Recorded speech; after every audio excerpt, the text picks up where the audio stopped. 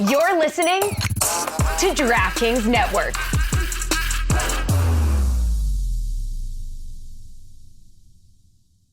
This is the Dan Batard Show with the Stugotz podcast.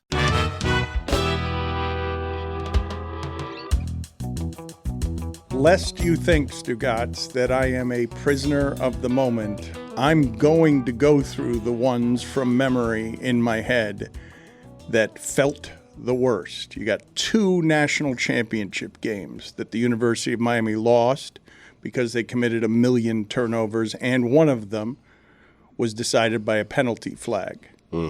That was not, neither one was as bad as Saturday night was. You've got losses to Middle Tennessee State. You've got losses to FIU.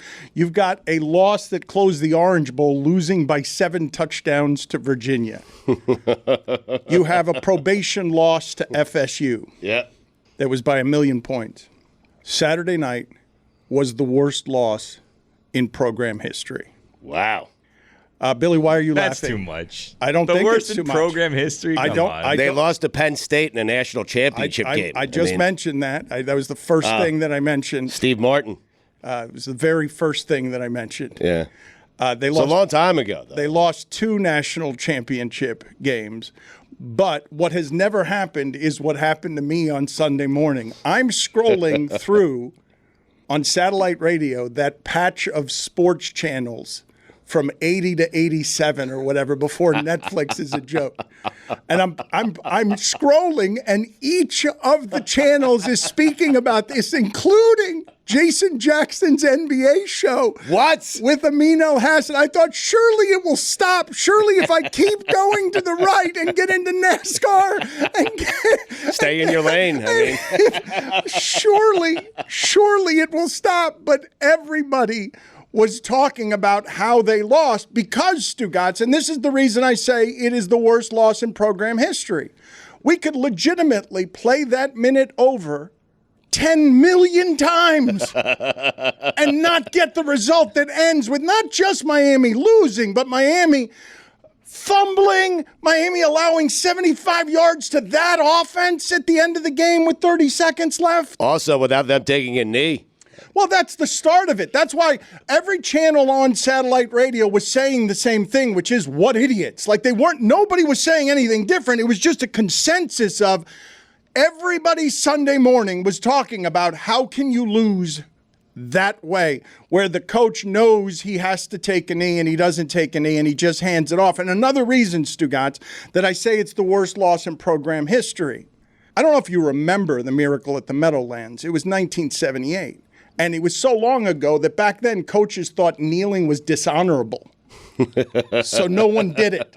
There was a league-wide feeling among coaches that kneeling... That's not true, Dan. It is true. Like when you're playing your friends in Madden? It is true that kneeling is... You don't take a knee. That you keep playing, okay? But Zonka was in the Giants huddle at the end of his career with hairy forearms, and he's like, don't hand me the ball. Don't hand me the ball. I don't want, and by the way, it was a game between 3rd and 4th place teams, like a meaningless game. But the reason it's remembered 50 years later is because they fumbled when they could have knelt, and Herm Edwards takes back a touchdown, and Philadelphia ends up winning. 50 years later, they still talk about it. But I'm going to go here to Mike and ask him if he's ever felt worse than he felt about his program on Saturday night, his birthday weekend, where you not only lose, but you lose like that. Do you think it's overstatement for me to say that it's the worst loss in the history of the program? Appreciate us finally starting a local hour with Canes Talk. When's your birthday? Today. Happy birthday. Happy Thank birthday, you. Mike. Wait. Yeah. Aren't you having a party like a week from now? No, the invite that you got was for Friday. It was great seeing you. I thought it was the 16th. It's all right, though. Oh my God. Hold on a second. I didn't get one. Wait a minute. I didn't get one. I had the exact same experience. I would have been You there. thought It was free. Yeah. I thought it was on a Monday for some reason. I'm like, that's a weird day for a party. Hold on. So other people were there, but you weren't. The sound doesn't work on the Stephen A. Happy Birthday. Oh, it's too bad. It is too bad. Happy birthday. Why weren't you guys there? Nobody went? Where? They all thought it was a different day, apparently. I was there. Yeah. I Appreciate got it. it a Thursday. I thought it said the 16th. I'm like, okay, that's fine. Like, mark my calendar. And that's a Monday. Were you there? Yes. You were. You were? Where was it? It was down here. You weren't going to go. Oh, so you didn't send me an invite? No, I didn't even. Well, thank you. No better. Thank you for not making me lie. Yeah. Big shakeup in the BCS this week. Huge. BCS, Miami was ranked number 1.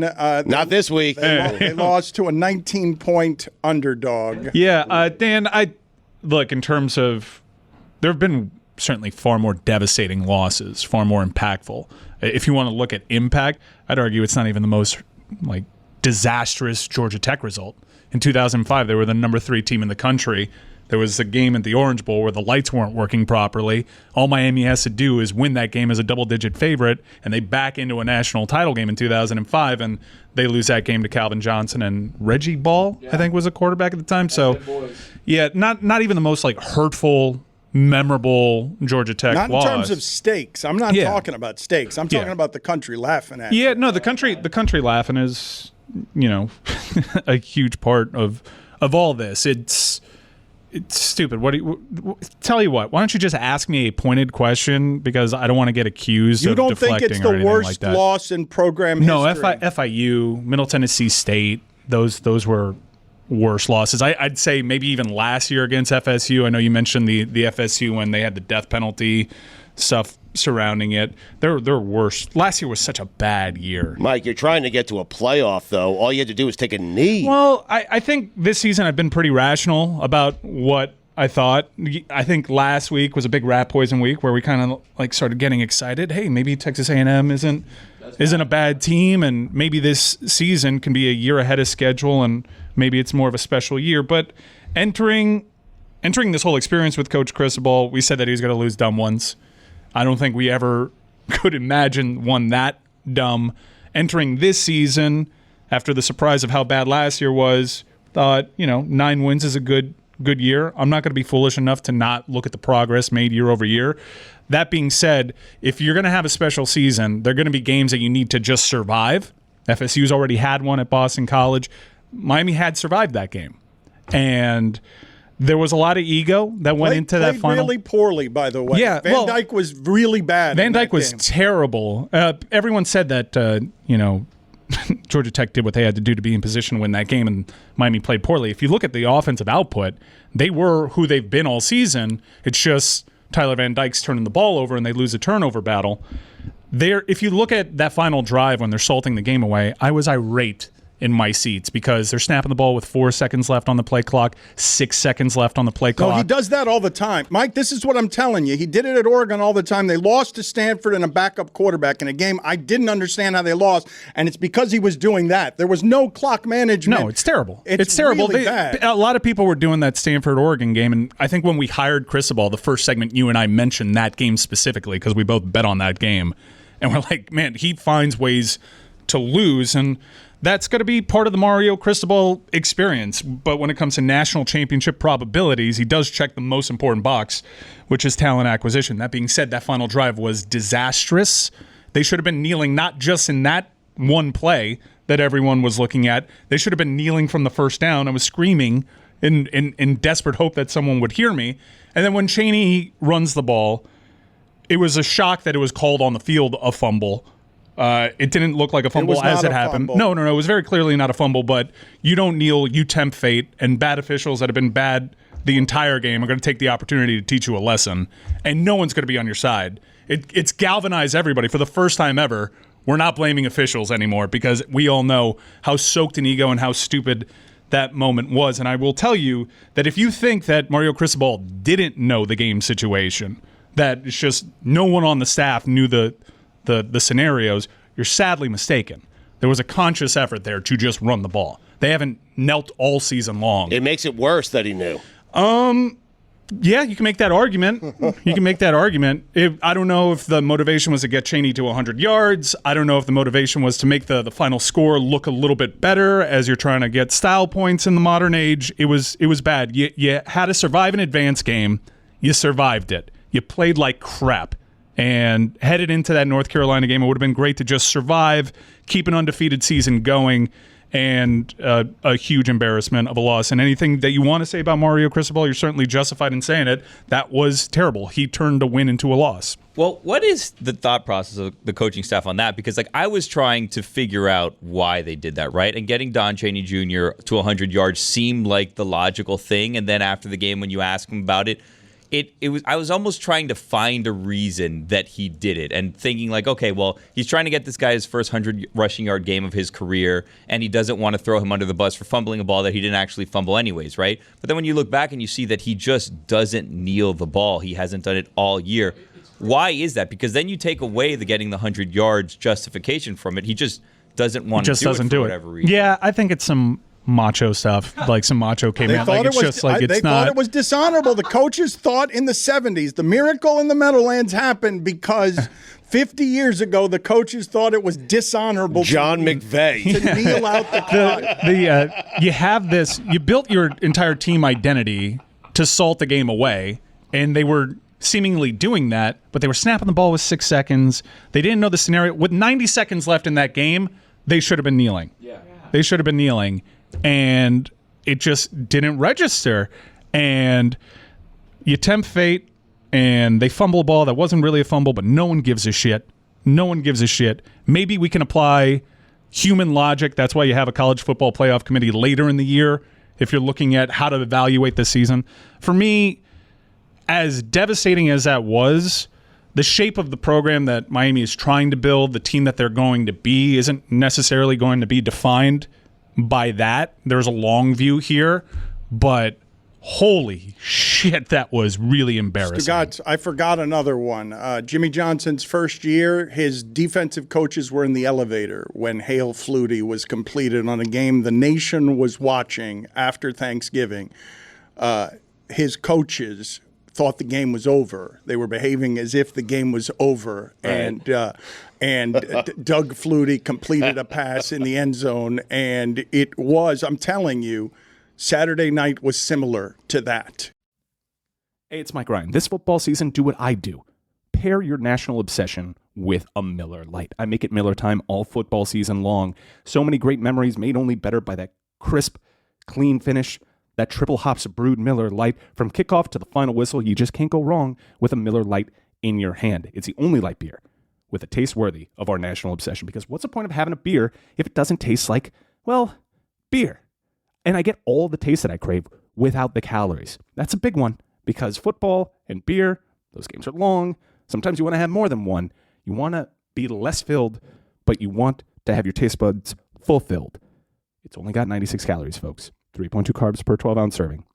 That's pretty good. That's amazing. That is Miller time. Make it Miller time all season long. Get Miller Lite delivered right to your door. Visit MillerLite.com/Dan, where you can find it pretty much anywhere that sells beer. Celebrate responsibly. Miller Brewing Company, Milwaukee, Wisconsin, 96 calories and 3.2 carbs per 12 ounces. Don Le Batard. I don't think in 2021 I can get away with my Michael Irvin radio show impression. No, probably not. Stugotz. Pa, pa, pa. Pa, pa, pa. Give. That's okay. I think that's still okay. I think you can do that. Pa, pa, pa, pa, pa, pa, pa. Give.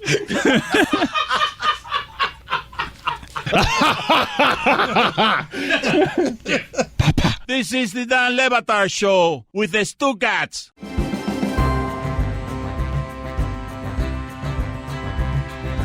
With what I don't get is, as meticulous as coaches are, we talk about coaches being crazy people, 20-hour days, you're pouring through the data and the video and just doing everything. The fact that Mario isn't acutely aware of his problems when it comes to time management, when it comes to, hey, why don't I maybe kneel this one? Right? Like, how is that not something Mike that is saying he knew, though. He knew the situation.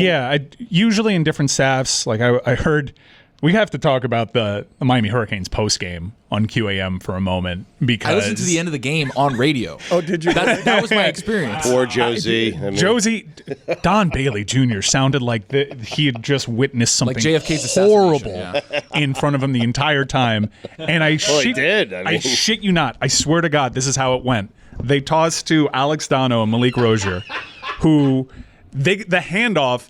First off, Josie is wondering aloud the entire postgame. I don't know the scenario, but I believe they maybe should have knelt. And then by the end, he's like, Don just talks to Cohen and Cristobal in the locker room.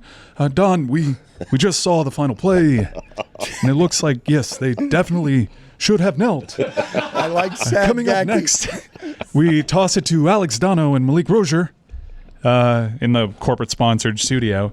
And Dono and Rozier talk about it. They also sound like they've seen JFK's assassination. And the very first spot, the very first commercial break, I'm not making this up. Are you thinking about suicide? Oh, no. It was a suicide prevention PSA. It was it's the first, I was almost happy I heard that because everyone in my Wagoneer just started cracking up, and it did, yeah, because I had a whole caravan of sad people. I had like 8 people in my car who were all just devastated by it. Wagoneer burst out in laughs, and it was like, okay, maybe this isn't the worst thing that ever happened in our lives, but yeah, terrible day for me personally. It's a shame because this went from certainly a huge game on Saturday night against North Carolina to a possibly a season that's special. You're going to need to get those breaks. And now it's just, okay, you're in year 2. You're not a year ahead of schedule. I'll tell you what, a lot of people are critical of me because, I'm bought and paid for and all that when it comes to Cristobal. I'm properly pissed. If this were year 3, I wouldn't be pushing back on notions about that's a fireable offense and all that. Like, you can't be doing that. You can't be doing that. When my whole argument for getting Cristobal here wasn't just a talent acquisition, but I was sick and tired of taking these first-time head coaches that were learning on the job and what Cristobal and the staff did there. Shannon Dawson's not without blame here either. It's a rookie move. It's an egotistical Madden-type play call move. And it's going to ruin their season, you think, even though they control their destiny because they play these teams that are really good inside the ACC. Louisville appears to be a real problem. They play UNC, Clemson, and Louisville. 2 of those games are at home. They play, obviously, FSU later this year. So there's still a chance for this team to be what we thought we were building, especially in the trenches, but that is a soul crusher. Mike, on that last play, you have a timeout. There's 10 seconds left. I get you don't want to change the thing that they're doing defensively, but how do you not call a timeout and say, hey, guys, there's 10 seconds left? Trying to prevent a field goal. 45 trying to prevent seconds. a field goal. Yeah, they should have called the timeout. They should have done a million different things there. Haynes King breaks contain. Let Haynes King run. 17 people go chase him. Everyone chases him. And I saw that play. I got to tell you, I was watching in the Matrix. Like, it was slow motion. I'm just looking at the 2 wide receivers on the right side that look like they have option routes, and I see Haynes King break contain, and I see everyone converge on him, and I'm just looking at the safeties. Cam Kitchens drops down. I see the 2 receivers break off the routes, go behind the safeties. I'm like, oh my God, it's happened. Was that the first catch for that kid this season for Georgia Tech? I don't know. Their offense didn't do much of anything. I'm not blaming the defense. I'm not going to do the thing. I'm really trying to stop myself from doing what the emotional thing is. It's like, come on, guys. Do it. It wasn't a fumble. But also, there's one reason and one reason only they lost that game. And it wasn't even Tyler Van Dyke's 3 interceptions. TBD. They managed that game so poorly. Mario Cristobal and the staff lost the game. And hopefully it doesn't beat them twice. That's what Don Bailey Jr. kept saying in the postgame in his most somber voice. You can't let Georgia Tech beat you twice. So hopefully they can. North Carolina's really good. Yeah, big time rat poison week for them. Tez Walker back. They look really impressive. That line is holding steady right now at 3.5, which I think is a little surprising. But all of this is to say, Saturday felt really terrible, and despite all my rational analysis this year and really introspective after 2017, after 18, and after last year, I told myself I wasn't going to be annoying on this microphone, and some of you may find me still annoying anytime I talk about this team, but I don't like how mean people are to me and how much they enjoy my suffering. Right. Amin really enjoyed making me suffer. We'll get to his video from the stadium in just a second. That was his 13th catch of the season, by the way. Dan, this is a rare game because before this show started, Taylor, who works with us, also went to UNC. He's a big Carolina guy, was saying that a lot of Miami fans are saying this is a rat poison game for North Carolina, to which I was like, oh, okay. And then Mike just said it, so I feel compelled to tell you what he said. he said that he feels like this is the University of Miami is entering a slaughterhouse this week. So this is the rare rat poison slaughterhouse game we have coming up on Saturday. There's not many. I mean, UNC's offense is very good. They are physical. I don't know the name. Who was the player on the sideline sitting there just saying again and again after crying with wet hair in his face, what the F are we doing? Yeah, Matt Lee. What the F are we doing? Matt Lee, and you'll notice anytime we've tried to heap praise on Tyler Van Dyke, I'm always quick to go to that offensive line. I think Matt Lee has probably been their best overall offensive player this year. And he cares. And the most encouraging thing outside of the one moment of levity with the PSA, the old-time PSA, was hearing the kids actually talk about it because they sounded like the adults. Everyone on the broadcast and the coaching staff sounded really broken by it. But Javian Cohen, guys like Matt Lee, even Tyler Van Dyke, who's always just so cerebral, it does, and from everything that I've heard, they've already gotten past it. So you hope that they can go into UNC and not wear this one. You don't get past that, Mike. I mean, okay. No, it's a nice thing to say today. Hey, we're past it. We're moving on. We're focusing on UNC. We're taking on the Tar Heels. I mean, you don't. You never get past that. Never? That will sit with Mario Cristobal for the rest of his life. It does enter that special class that Dan mentioned about devastating losses. As I was scrolling through the 7 channels, all of which were talking about the UM game, one of them had the announcer asking the question, do you think Mario Cristobal goes straight from the stadium to his office to cry? Just does he drive straight there? Because there can't be a worse feeling for a coach within...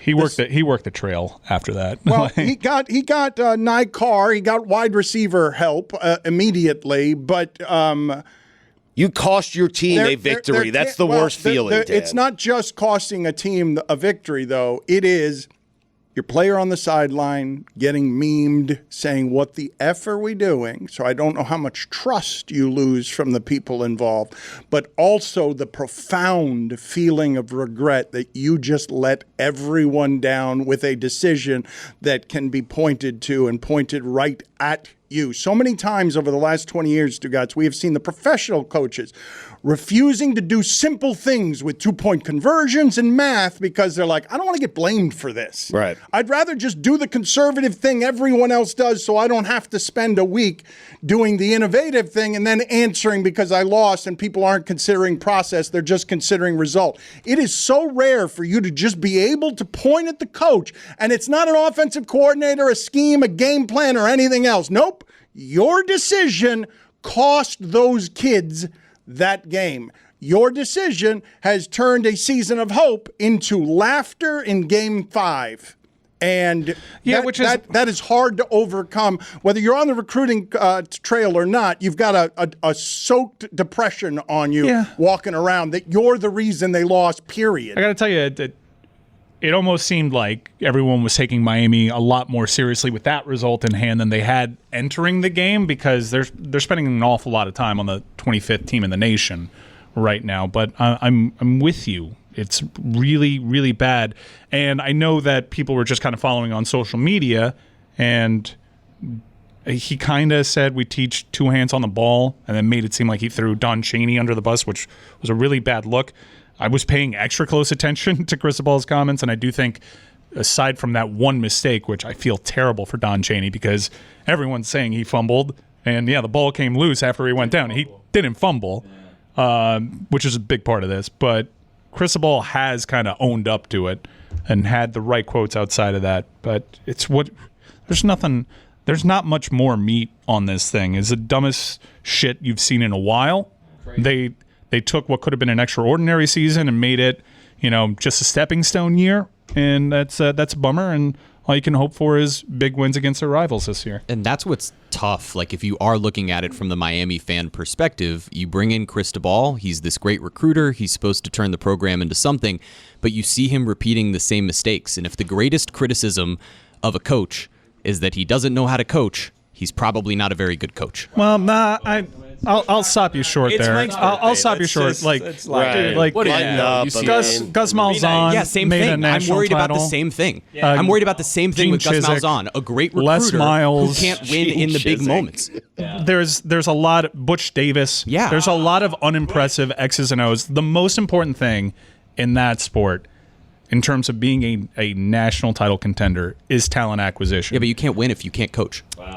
Mike, the basics. Yes, You can't you- win the big games. I literally Mike's just gave birthday, you. lay off. I literally just gave you 4 examples of dudes that couldn't coach. All those guys would have taken a knee, Mike. Probably. Ed Orgeron won a title. Yeah, like it's. Would have taken come a on, knee, guys. though. I mean- Like in college football, look, there's going to be. This isn't.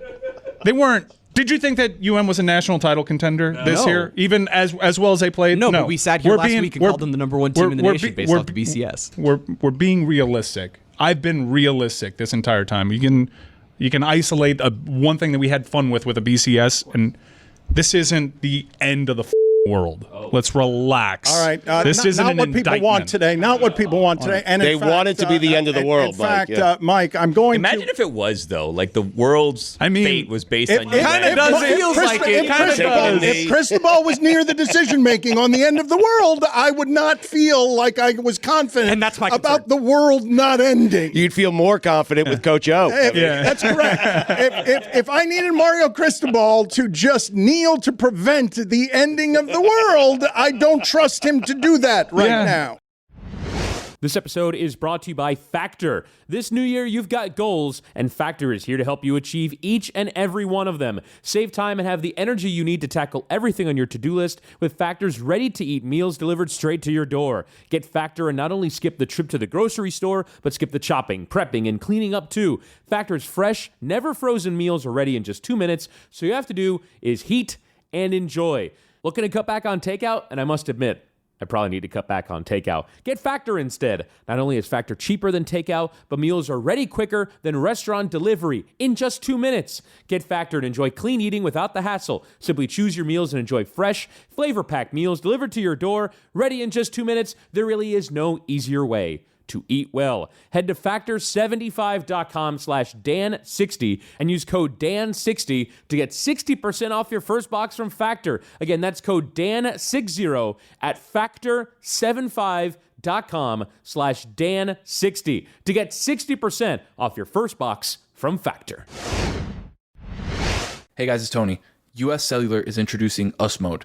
It's like airplane mode, but for people. You got that? Cool. It's a way to set up your phone so it doesn't get in the way of people really being with each other.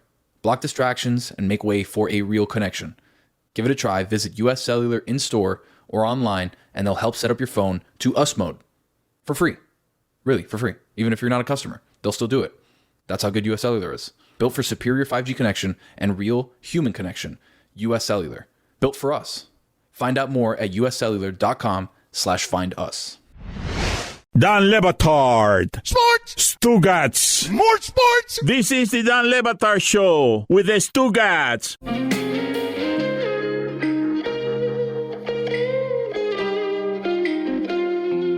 I mean, because these games are that important, right, to these coaches, to an obsessive compulsive guy like Coach Cristobal. It is like living and dying, right? And you make that ego-soaked decision. The oozing and machismo, it's just a caveman, we're going to run the ball no matter what mentality. That's why they haven't had a victory formation all season long, despite entering that game undefeated. I really hope that he never makes a mistake like this ever again, but people hold up the Stanford thing, which was a different scenario too. Like a first down ended that game, so you can kind of rationalize it, even though that in its own right was pretty stupid. You hope that he learns from this and doesn't do something stupid ever again. But if you're just going to isolate that one play, the fumble that wasn't actually a fumble, let me tell you something. The disheartening thing is that entire drive was so poorly managed, from when they snapped the ball to the decision on first down to not kneel. There was a lot of bad surrounding that. And in a game that you were on a razor's edge the entire time, you had the game that you needed to survive, the lucky game, and you turned it into a loss. And that's devastating. That's devastating because it's a crashing realization that this season isn't going to feel extra special. It's just year two in a 4-year plan, and hopefully you can turn it around and win some big ones. But it still can feel special. I mean, you have a schedule that's coming up. If this is the only loss of the year, like, it sucks, but you kind of just need to forget about it because the guy has job security. He's not going to lose his job. So you can't let this affect you to the point that you now go on a 2-3 game losing streak because of it. He's in year 2 of an 8-year, $80 million You can't get deal. rid of him if you wanted to. No, you couldn't. So he needs to just forget about it. Outside of that's hard to do. That's so he'll easy. never forget That's about so, it, Billy. I don't think he'll ever forget about it. It's not going to be a one-loss season. It never was going to be a one-loss season. But if it is a one-loss season, I sincerely hope. We'll never forget this one. But I sincerely hope. So now we're hoping you lose more games so that he doesn't feel extra bad about the decision. I want him to win out. Let's just play it out. Let's just play it out hypothetically that if they beat all these teams, they beat North Carolina on Saturday, which seems tough, they beat FSU. Louisville. This is actually a reason why you are happy the BCS isn't around, because the human factor, I really hope, and I genuinely think there are humans that are voting on the top 25, because in seeing social media and seeing how these legacy media companies are handling this, I don't think people know that he didn't actually fumble because of how everyone's talking about it. It's it was just that patently nobody stupid. Cares, Mike. No one cares. Like, no one cares. Which is weird because that's a whole like Miami persecution complex. Like, we usually as a nation like to crush officials. Yeah. And that's not the tie that binds here. Yeah. Everyone is really rallying around laughing at Miami. Yes. We like laughing at Miami more than we like hating officials. It's not just But Mike, you can crush a coach, and that comes before officials. No. Outside, Mike, not historically. Mike, outside of things like the Mel Tucker incident, if we're just talking football, X's and O's strategy, no coach in the sport deserves a firing more over a decision made that I can remember than that one, because he allowed all of the factors, all of the variables, the referees, a bunch of things that he can't control to enter the scenario. Yes, Mike, I could sit there and tell you can't let that offense go 70 yards in 30 seconds, like, with no timeouts. It's not just the completion they got at the end, the completion before that. Like, you can't let any of that. That was a dime. You can't let any of that stuff happen. Georgia Tech's offense isn't any good. Didn't they get rolled by Bowling Green? Yeah, they went up 14-0 on Bowling Green and had a really puzzling loss that made them fire their defensive coordinator after that, and they came back to win. So, like, it's college football. People do tend to shake off devastating losses. You did not give the people what they wanted. I am a little, but I haven't given you what you want. Yeah. Like, I'm genuinely confused. Like, fire someone. Everyone hates. You're being. He wants you to be in pain. Dude, I was. Come on. You are in pain, and you have soothed yourself so a little sad. in the last 36 hours. But let's get Amin from the game. Let's get that video. This is Amin El Hassan, a proud Georgia Tech alum, from the stadium at the end of that game. Well, no sound on it, but he is certainly having the time of his life. Yes, sound would have been better, but we've got to get video to, get good at video, and then they'll get good at sound after. Well, they got the video down. They're the video department in their defense. Yeah. Right. Okay. Talk we're to the sound. audio. We're the sound department, I guess. I can't do much more than just have the sound pod on, which I did. And if you want to have further indictment, I didn't have it on for your Stephen A. gag, so I'm sorry. Well, it's not really a gag, but let's try that again because we didn't honor you correctly. And happy birthday to him. I don't care. Good luck. I don't think you guys are trying to make him have a happy birthday. You guys sure you don't want to talk Dolphins? I mean, there's been a lot of Dolphins talk this season, but Mike, for whatever reason, not today. We always say, we always forget about college football after Sunday if happened. you go back and listen to the last 30 minutes, But those referees in Minnesota, you'll hear yourself for 15 of them. So I haven't been able to move to Dolphins, right? Because you have spent a lot of time in booster mode. It's me talking too much. You said rat poison like a coach. Twice you said rat poison. No, Billy said the rat poison. I've been trying to get you to back off 2 times. Yeah.